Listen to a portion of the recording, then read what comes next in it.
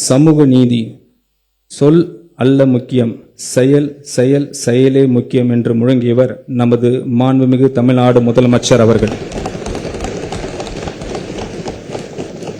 அதனை சமூக நீதித்துறையின் செயல்பாட்டில் காட்டி வருகிறார்.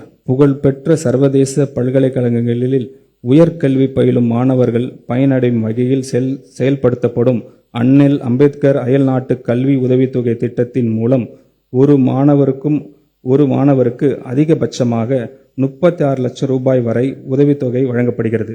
நடப்பாண்டில் இத்திட்டத்தின் கீழ் 362 மாணவர்கள் பயன்பெறும் வகையில் முன் எப்போதும் இல்லாத அளவில் 131 கோடி ரூபாய் மதிப்பீட்டில் இத்திட்டம் செயல்படுத்தப்படுகிறது. ஆதி திராவிடர் மற்றும் பழங்குடியின மக்களின் வாழ்வாதாரத்தை உயர்த்துவதையும் நிலையான வளர்ச்சியும் உறுதி செய்ய வெற்றி தொழில் முனைவோர் திட்டம் செயல்படுத்தப்படும். இத்திட்டத்தின் மூலம் பயனாளிகள் மொத்த திட்ட செலவில் மூலதன மானியம், வட்டி மானியம் பெற ஏதுவாக நடப்பு நிதி ஆண்டில் இத்திட்டத்திற்காக 75 கோடி ரூபாய் நிதி ஒதுக்கீடு செய்யப்படுகிறது.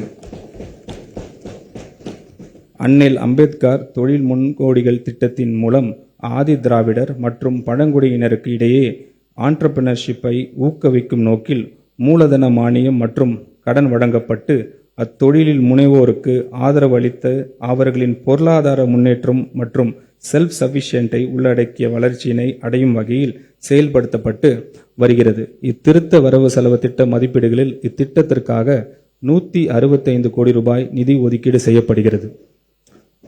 ஆதி திராவிடர் மற்றும் பழங்குடியின பெண் விவசாய தொழிலாளர்களை லேண்ட் ஓனர்ஸ்களாக மாற்றும் நோக்குடன் மண்ணின் மகள் திட்டம் செயல்படுத்தப்படும்.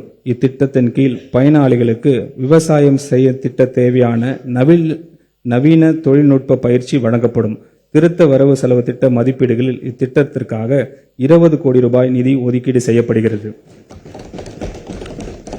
நகர்ப்புற மற்றும் கிராமப்புறங்களில் அமைந்துள்ள ஆதி திராவிடர் குடியிருப்புகளில் அவர்களின் முழுமையான சமூக பொருளாதார வளர்ச்சி அடைய வேண்டும் என நோக்கத்தில் அயோத்தி தாச பண்டிதர் வாழ்விட மேம்பாட்டு திட்டம் செயல்படுத்தப்படும்.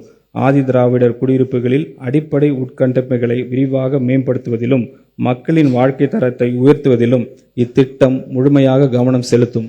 திருத்த வரவு செலவு திட்ட மதிப்பீடுகளில் இத்திட்டத்திற்காக 300 கோடி ரூபாய் நிதி ஒதுக்கீடு செய்யப்படுகிறது. பழங்குடியினர் குடியிருப்புகளில் வீடுகள், சாலைகள், குடிநீர், தெருவிளக்குகள், வாழ்வாதார திட்டங்கள், சுகாதார கட்டமைப்புகள், கல்வி நலன் சார்ந்த உதவித்தொகை திட்டங்கள், பள்ளி மற்றும் விடுதி மேம்பாட்டு உள்ளிட்ட அடிப்படை வசதி மேம்படுத்தும் நோக்கத்தில் ஆன்றோர் மேம்பாட்டு திட்டம் செயல்படுத்தப்படும். இத்திட்டத்தின் கீழ் நடப்பு நிதி ஆண்டில் 250 கோடி ரூபாய் ஒதுக்கீட்டில் பழங்குடியினர் குடியிருப்புகளில் உட்கட்டமைப்பு வசதிகள் மேம்படுத்தப்படும். ஆதி திராவிடர்களுக்கான சிறப்பு கூறுகள் திட்டத்தின் கீழ் 25,225 கோடி ரூபாய், பழங்குடியினருக்கு துணை திட்டத்தின் கீழ் 2079 கோடி ரூபாய் ஒதுக்கீடு செய்யப்படுகிறது.